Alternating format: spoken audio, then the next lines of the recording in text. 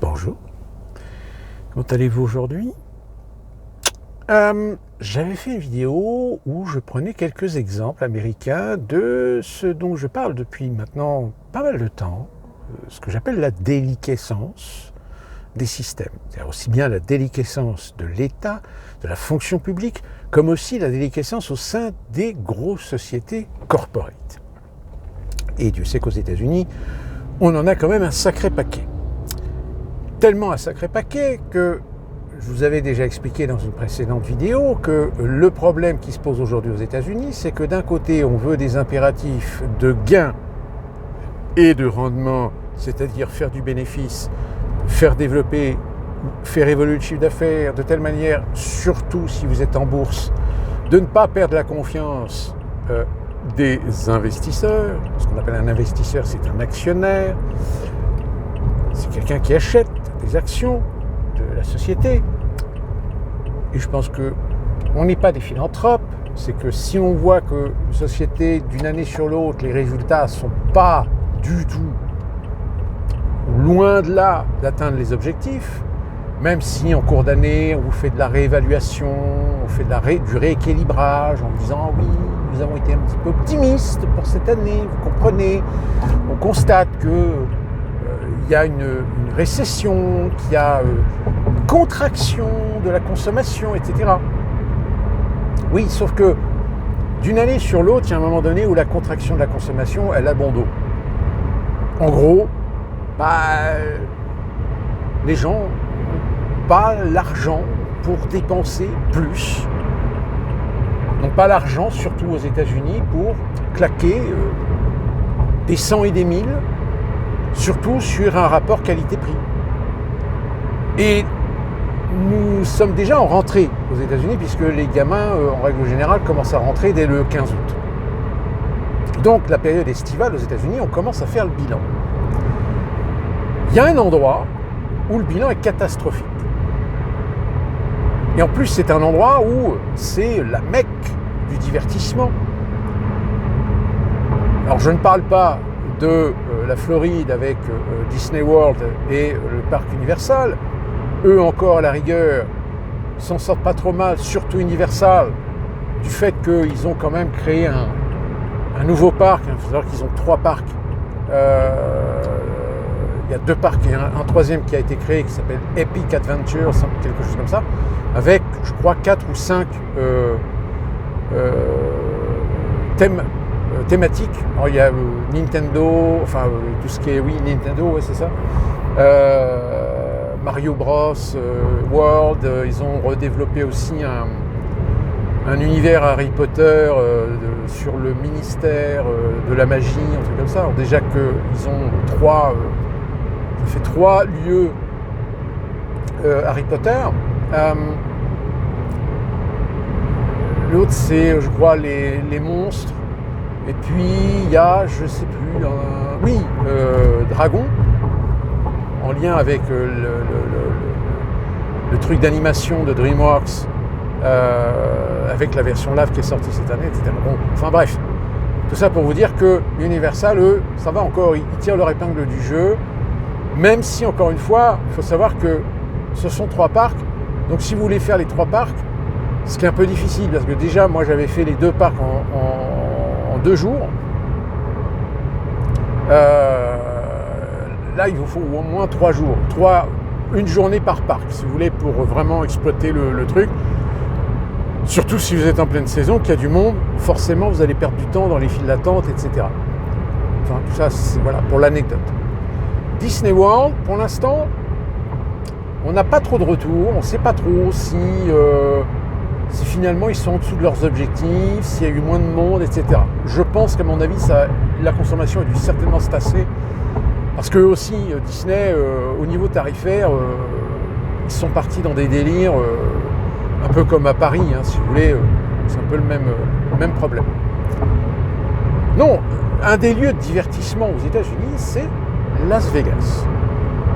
Et Las Vegas, eh bien, il y a des vidéos. Alors au début, j'ai cru que c'était peut-être des gens qui s'amusaient à filmer tôt le matin. Mais en réalité, non. Il y a bien des vidéos qui ont été tournées en milieu d'après-midi. Il n'y a personne. Enfin, il n'y a personne. Il y a du touriste, si vous voulez. Mais ce n'est pas le tourisme de masse, tel qu'on le connaît normalement à Las Vegas. Sachant que Las Vegas, le tourisme, c'est essentiellement à 80% américain. Sauf que le problème, c'est que ça fait depuis quelques décennies que Las Vegas ne peut pas se contenter que de fonctionner qu'avec les casinos. Ils ont créé des divertissements. Alors, il y a des spectacles, il y a des concerts, vous avez des petits parcs d'animation, et vous avez maintenant, depuis plus d'un an maintenant, je crois, qu'ils sont ouverts l'année dernière, ou cette année, je ne sais plus, la fameuse sphère, ce fameux truc qui est assez techniquement assez balèze. Mais là encore, le problème, c'est le prix. Surtout que il y a encore 2-3 ans, Las Vegas, vous pouviez trouver des chambres d'hôtel à 40, 50, 60 $, 120 $, où là, vous avez déjà une chambre pas trop mal. Sachant que quand on vous dit 50 ou 60 $ la chambre, attention, il y a aussi le forfait, qui n'est pas inclus dans le prix de la chambre. Le forfait, c'est-à-dire ce qui vous permet d'accéder au lieu de divertissement. Alors le casino, non, puisque le casino est gratuit. L'accès au casino, vous pouvez y accéder de l'extérieur sans être client de l'hôtel. Mais vous avez par exemple la piscine, le sauna, le petit parc d'attractions qu'il peut y avoir à l'intérieur, etc., etc. Bref, tous les services et avantages. Donc tout ça, c'est payant. Mais attention, c'est pas une option, c'est obligatoire. Ah ouais. Et il se trouve qu'avant, c'était entre 35 et 40 $, en plus du prix de la chambre. Sauf que cette année, il y a pas mal d'Américains qui ont été très désagréablement surpris en se rendant compte que le forfait était passé de 50 à 55 $. Donc vous imaginez, vous prenez une chambre à 60 $, une nuit, plus le forfait journalier, vous en avez déjà pour 110 $. 120, 125, 130, si vous comptez plus les taxes. Ah bah oui, il faut compter les taxes.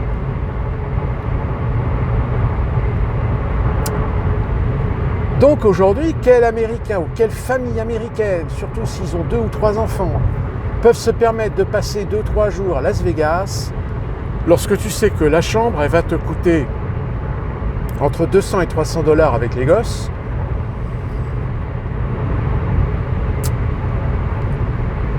sans faire d'excès, en plus les restos, parce que faut bien bouffer, mais là les restos à Las Vegas, pareil, les prix ont explosé, les prix ont tellement explosé que certains restaurants qui n'ont même pas pu finir la période estivale, ils ont été obligés de mettre la clé sous la porte, parce qu'ils n'ont pas assez de monde, ils font pas leurs chiffres. Et du coup sur internet, sur YouTube, vous avez des gens qui sont en train de faire des vidéos en vous disant voilà, cette année Las Vegas, c'est la cata. Alors si vous regardez bien sur YouTube, j'essaierai de retrouver le lien, je vous mettrai le lien en description. Il y a un Français qui a fait une vidéo justement sur ce problème. Vous verrez un peu comment il vous explique un petit peu toute la problématique.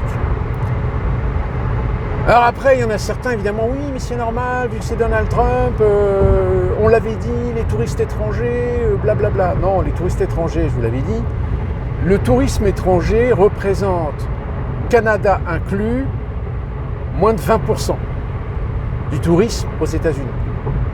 80%, c'est des Américains. Et quand on dit tourisme, c'est, donc comme je vous l'ai dit, les parcs d'attractions, c'est Las Vegas. Il y a certains Américains aussi qui aimeraient découvrir aussi des villes qu'ils n'ont pas l'occasion d'avoir vues autrement, c'est-à-dire New York, Miami, Chicago, Los Angeles, San Francisco, la Californie de manière générale. Plus, évidemment, ce qui a beaucoup par contre là de succès, c'est les parcs naturels. Il y a beaucoup de parcs naturels protégés aux États-Unis et dont les prix restent encore relativement abordables. Parce que oui, c'est pas gratuit. Les accès des parcs c'est une garantie, si vous voulez, de ne pas avoir des gens pour faire des conneries. Parce que, malheureusement, comme en France, il y a des gens, des fois, qui sont pas forcément très respectueux des lieux.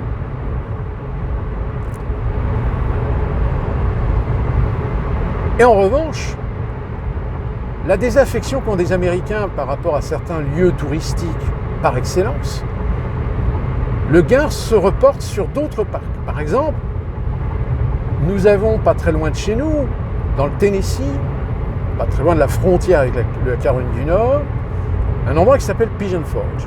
C'est-à-dire pigeon comme le pigeon et forge comme forge. Et dans cet endroit-là, vous avez un parc d'attractions. Alors, c'est pas un gros parc, mais c'est un parc qui est déjà une bonne taille, une taille notable, qui est alors je me souviens plus du nom, mais c'est le parc qui a été créé par la fameuse chanteuse de country music, Dolly Parton. Et pourquoi ce parc a du succès? Tout simplement parce que c'est un parc qui touche un public plutôt conservateur, plutôt populaire. Et en revanche, oui, Disney, ils sont bien gentils, mais quand tu l'as fait une fois, tu n'y retournes pas tous les ans. Et ça, malheureusement, c'est une politique commerciale. D'ailleurs, même en France, ils ont cette politique commerciale de dire oui, il faut faire en sorte de mettre en place une politique commerciale de telle manière à ce que les gens reviennent au moins une fois par an.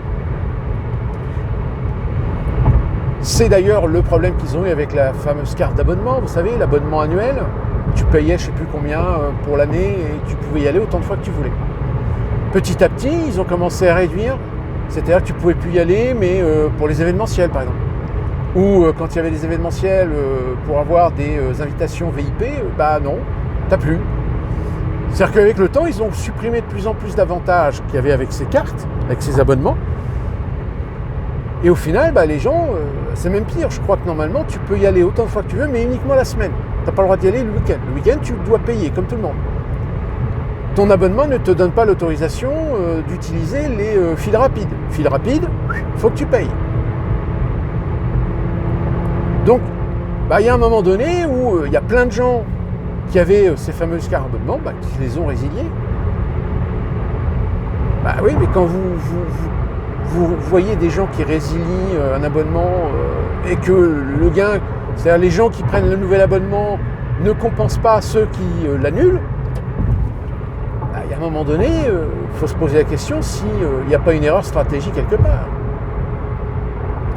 Mais là encore, le problème de ces grosses structures, c'est que c'est tellement énorme, c'est des usines à gaz, que pour faire remonter parfois les informations aux gens concernés, c'est compliqué.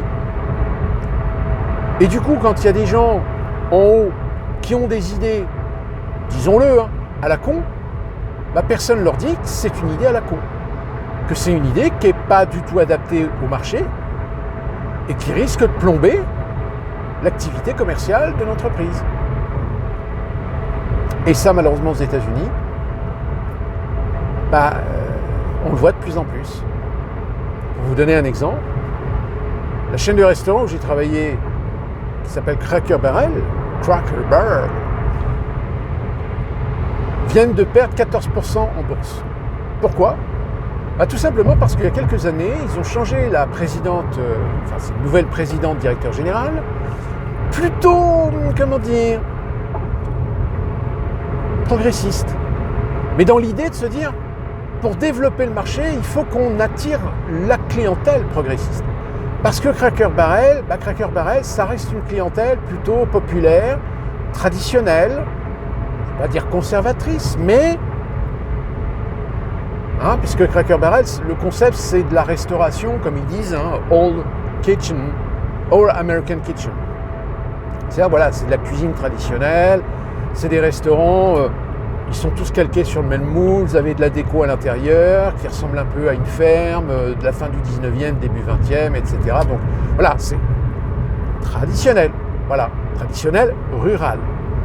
Donc évidemment, ça touche une clientèle plutôt petite classe moyenne, populaire, est-ce qu'on peut dire redneck? Un peu, un petit peu, pas trop. Et du coup, cette clientèle-là, qui n'est pas particulièrement une clientèle très réceptive aux idéologies LGBTQ+, tout d'un coup, paf, Cracker Barrel se met à faire de la politique LGBTQ+. Grosse opération de com pendant la Mois des Fiertés au mois de juin, alors ça c'était l'année dernière, sauf que, clash, tous les restaurants affichent une perte de fréquentation allant de 30 à 40%. Pensez-vous que ça les aura fait réfléchir un peu? Alors, il y en a quand même, oui, qui se sont dit, wow, wow. Donc, cette année, ils ont fait un partenariat, communication, avec justement la même chanteuse country music, Dolly Parton. Donc, pour revenir un petit peu au petit côté Amérique profonde, Amérique traditionnelle, etc. Sauf que malheureusement, trop tard, ils ont lancé des politiques. Par exemple, donc tous les mois de juin, ils font une promotion, un partenariat avec les mouvements LGBTQ+, mais ils ont décidé en plus de complètement refondre un petit peu l'intérieur de la déco des restaurants. Sauf que c'est nul à chier. Avant, il y avait un cadre, si vous voulez. Comme je vous le dis, ça ressemblait un petit peu à une vieille ferme de Middle West, un truc comme ça. Il y avait un cadre avec une grande cheminée, une vraie cheminée qui fonctionnait. Là, ils ont tout repeint avec des couleurs gris, blanc. Ils ont changé du mobilier, mais c'est complètement impersonnel. Alors la boutique continue, parce qu'il y a une boutique où tu peux acheter des tas de produits, des machins, etc., des conneries. Mais ça perd complètement son sens. Tellement ça perd son sens que même le logo de l'enseigne, c'était un monsieur, à côté du Cracker Barrel, c'était un monsieur, mais voilà, genre le paysan, quoi. Et bien même ça, ils l'ont supprimé. Trop patriarcal. Et bien, le résultat des courses, là, la présidente, directeur général du groupe Cracker Barrel, donc c'est un truc national, elle est mal. Elle est mal parce que ça fait quand même depuis 2 ans qu'ils n'arrivent pas à redresser la pente. Mais là encore, il y a eu des signes avant-coureurs. Je veux dire, à partir du moment où tu sais que tu as une clientèle spécifique, un échantillon de clientèle, avec des habitudes, des comportements, des opinions, des conditions sociales, politiques. Si à un moment donné, il y a des cons qui disent oui, mais il faut développer le chiffre d'affaires, etc., parce que là, on ne peut pas se contenter de ces gens-là, donc il faudrait élargir notre champ de clientèle, eh bien, essayons de séduire la clientèle progressiste. C'est comme si vous décidez de mettre une garderie de chats, et puis pour élargir votre chiffre d'affaires, vous acceptez des chiens. Il y a un moment donné où les chats et les chiens, il y en a certains qui s'entendent très bien, il y en a d'autres, c'est plus compliqué. Ça peut même mal se passer. La cohabitation n'est pas systématiquement obligatoire entre ces 2 espèces. Et bien malheureusement, alors pareil, comme je vous l'ai dit, la consommation aux États-Unis s'est fortement contractée. Ça ne veut pas dire que les Américains ont arrêté de consommer, ils consomment, continuent à consommer, mais ils font plus attention. Ils vont dans les endroits où ça reste abordable. Par exemple, on voit fleurir un peu partout aujourd'hui des Chinese buffets, les buffets chinois, comme vous avez en France. Pas cher, puis c'est à volonté.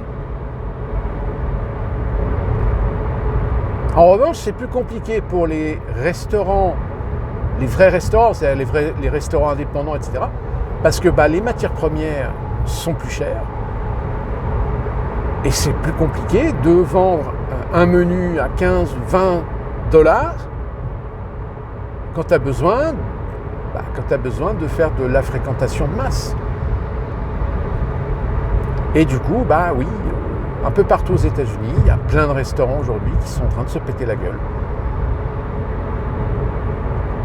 pareil, vous avez des chaînes de grande distribution aujourd'hui, il y a une contraction, mais c'est normal.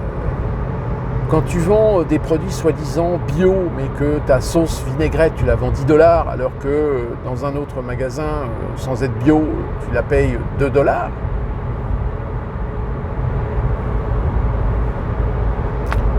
a pas photo. Donc oui, la rentrée aux États-Unis, elle va être intéressante. D'autant plus qu'évidemment, vous savez qu'il y a beaucoup d'Américains qui ont voté Donald Trump et qui attendent justement Donald Trump au tournant pour savoir comment ou quelle solution il va apporter pour justement lutter contre cette inflation. Alors oui, depuis le mois de mai, on constate qu'il y a une stabilisation des prix. Surtout là, l'indicateur le plus significatif, c'est évidemment l'essence. Le prix de l'essence reste relativement stable malgré les événements géopolitiques qui se sont produits. Souvenez-vous, quand il y a eu la tension entre Israël et l'Iran, je vous avais dit, attention, il y a plein d'Américains qui vont à les stations essence parce qu'ils ont peur que l'essence finisse par augmenter. Finalement, il y a eu une sorte de politique tampon qui a fait que ça a augmenté pendant 1 ou 2 jours, mais après c'est redescendu. Parce que oui, de toute façon, que ce soit les gouverneurs des États, ou même Donald Trump, ils le savent. Ils le savent qu'on est borderline. Et que déjà, beaucoup d'enseignes, cette profusion d'offres à la consommation, aujourd'hui, il y en a qui sont en train de crever. Et on le voit, il y a beaucoup de centres commerciaux aujourd'hui qui ont beaucoup plus de mal à essayer de trouver des locataires. À côté de chez moi, il y a un mall. Le mall survit. Mais il survit avec 3 enseignes. Mais le reste, les magasins, le problème, c'est que c'est des franchises. Je vous avais expliqué qu'autour de Charlotte, vous avez plusieurs malls. Sauf que quand vous allez dans les malls, en réalité, il n'y a pas de diversité. C'est les mêmes magasins, c'est les mêmes enseignes. C'est H&M, c'est Marionneau, il y a même l'Occitane, qu'on a ici aux États-Unis. Vous avez Old Navy, vous avez H&M, je vous l'ai dit déjà, H&M. Donc des trucs de marque, des enseignes. Les petits magasins indépendants, etc., non, il n'y en a plus. Trop cher. Le prix du mètre carré à la location est tellement exorbitant qu'il n'y a personne. Sauf que le problème, oui, quand tu as 3 malls ou 4 malls autour d'une ville et que les malls t'offrent exactement les mêmes enseignes, les mêmes magasins,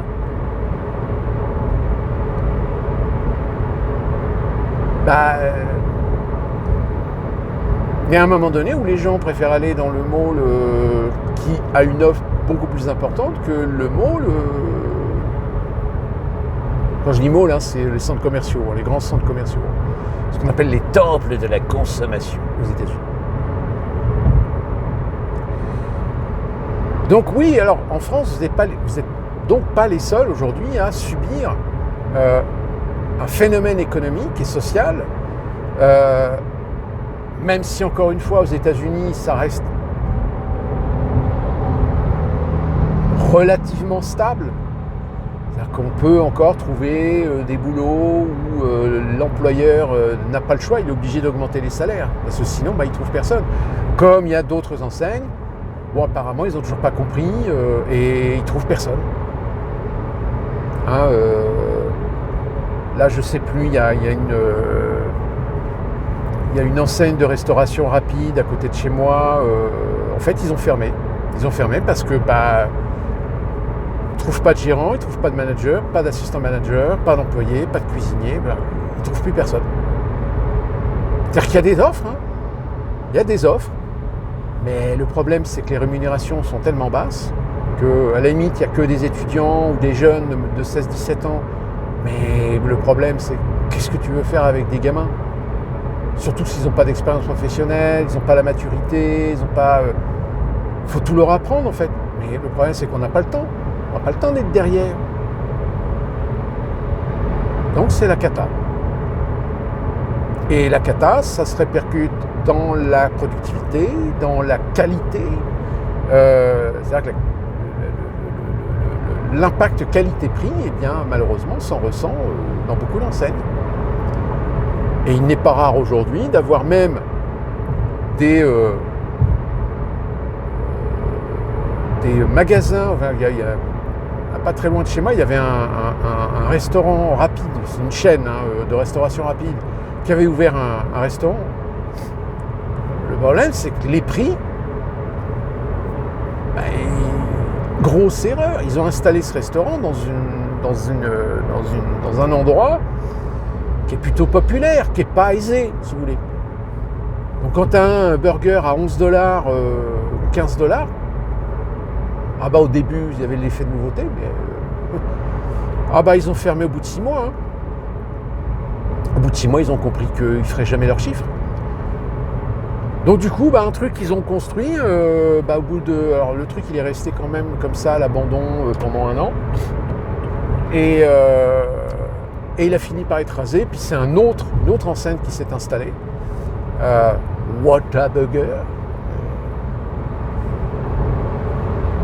Donc là, évidemment, effet de nouveauté, parce qu'il n'y en a quasiment pas dans la région, dans le secteur. C'est le premier. Donc pour eux, ça va être un test. Voir si leur impact ou leur enseigne, leur label fonctionne, si vous voulez. Mais voilà, il y a un turnover de plus en plus accru dans certains espaces commerciaux qui font que... Alors d'autant plus qu'aux États-Unis, vous savez, au niveau business, il n'y a pas de régulation, il n'y a pas de réglementation. C'est-à-dire que si vous voulez ouvrir un restaurant chinois juste en face d'un autre restaurant chinois, vous pouvez le faire.